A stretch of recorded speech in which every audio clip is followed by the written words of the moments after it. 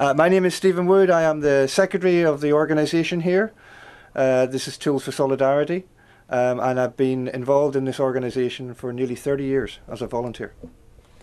Well, the idea behind what we do is very, very simple, and it started by a man called Glyn Roberts, who was a volunteer in East Africa.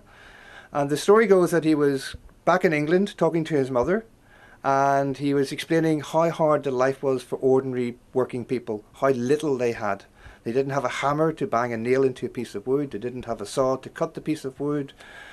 And his mother said to him, "But we have these tools in our shed, in our garage. We don't use them."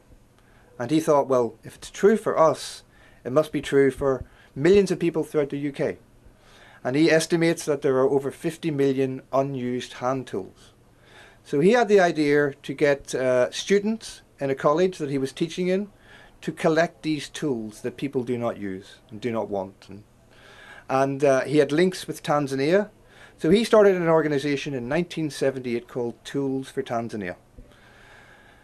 When I was at university, I was involved in a development organisation, a radical student organisation, questioning why poverty exists.